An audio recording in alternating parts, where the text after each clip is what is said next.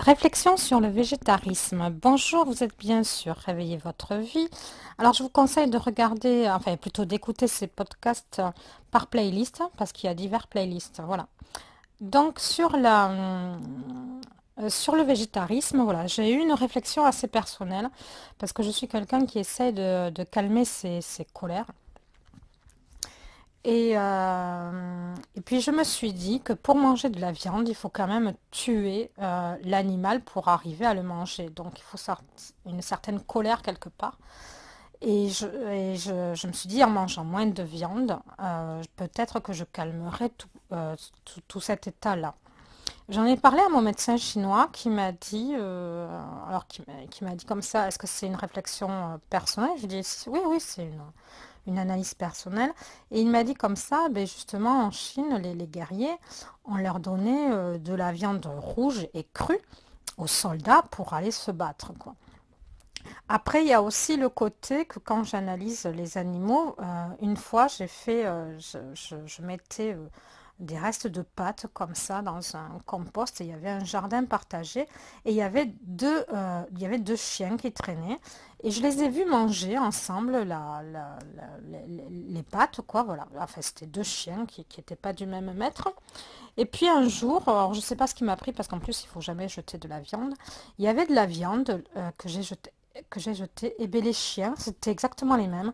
Mais ils se sont mis à grogner entre eux et vraiment à se battre à cause de ça. Et puis les maîtres, ils m'ont fait une réflexion, voilà, par rapport à ça.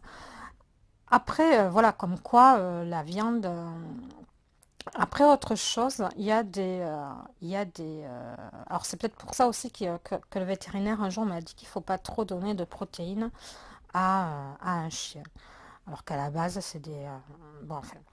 Alors, après, j'ai remarqué aussi, c'est que les chiens aussi, ils arrivent aussi ils protègent le territoire. Voilà, vous voyez, bon, c'est vraiment leur côté canin, que quand vous passez devant une maison, ils se mettent à aboyer. Alors que quelqu'un qui est, enfin pas quelqu'un, un animal qui est dans le végétarisme comme la vache par exemple, la vache, vous pouvez rentrer sur son pré, vous pouvez la toucher, vous pouvez la caresser, elle est zen, elle n'a pas du tout cette notion de territoire à défendre. Alors bon, si vous n'êtes pas d'accord avec moi, vous pourrez mettre quelque chose dans les commentaires, c'est une réflexion tout à fait personnelle. Et après, autre chose sur le côté un peu plus, alors je ne suis pas végétarienne à fond, hein, parce que justement, dans la vie, il faut toujours défendre son territoire. Vous voyez, quand vous avez des soucis avec les voisins, que vous voulez faire respecter les lois par rapport au bruit, ben, il faut quand même aller les voir et pas les voir de façon... Voilà, il faut quand même défendre son territoire. C'est ce que j'appellerais défendre le territoire. Donc aussi, si j'ai une compétition ou quelque chose à faire, ben, pour avoir un peu plus de rage, je vais manger des protéines alors que je n'en mange pas d'habitude. Voilà. Mais voilà, donc c'est pour ça que je ne suis pas dans le 100%, aucun produit animal. Et après, pour moi, il y a le côté aussi politique. Alors voilà, parce que je ne suis pas dans le style, il ne faut pas faire du mal aux animaux, ceci, cela. Je suis plus dans le côté politique que quand, voilà, qu'on s'approprie, parce que les États s'approprient des terres pour faire cultiver des céréales. Ces céréales, à la base, elles ne servent même pas à nourrir la population, elles servent à nourrir les animaux. Donc, il faut plus de céréales pour faire 1 kilo de viande, je ne sais plus combien, quoi. C'était hallucinant, quoi. Pour nourrir, que ce soit les animaux, que ce soit même les poissons, quoi. Quand il y a du poisson d'élevage, on nourrit ça avec du soja ou d'autres trucs, ou d'autres céréales, des bases de céréales. Donc, euh, voilà, alors qu'à la base, la terre, elle n'est pas faite pour nourrir les animaux, elle est faite pour nourrir l'être humain. Et finalement, s'il y avait plus de gens qui prendraient conscience de ça et plus de gens qui mangeraient moins de viande, parce qu'il y en a qui en mangent tous les jours, hein, même midi et soir, hein, et s'il y avait des gens qui en mangeraient déjà moins, c'est qu'ils mangeraient plus de céréales complètes ou s'intéresseraient aux, aux- aux protéines végétales, etc., ben, il y aurait beaucoup moins de famine dans le monde, beaucoup moins d'injustice, quoi.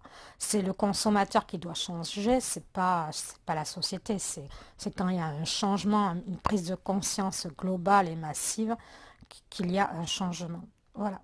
Voilà, je ne crois pas au côté révolutionnaire ou quoi que ce soit. Je crois même à plutôt quelque chose de plus pacifiste, un peu comme Colin Serrault. Je vous conseille un film de Colin Serrault qui s'appelle... Alors j'espère que je ne vais pas me tromper dans le titre parce que je n'ai pas préparé cet audio, qui s'appelle Changement local pour un désordre mondial. Ou quelque chose... Non, Solution locale pour un désordre mondial. Je crois que c'est ça, voilà. Et voilà, enfin, Colin Serrault, enfin, moi, j'aime bien ça. Je préfère même Colin Serrault à Rabi. Voilà, bon, après, ça, c'est quelque chose de personnel. Mais merci de mettre un j'aime si cet audio vous a plu, si vous êtes dans cette démarche-là, etc.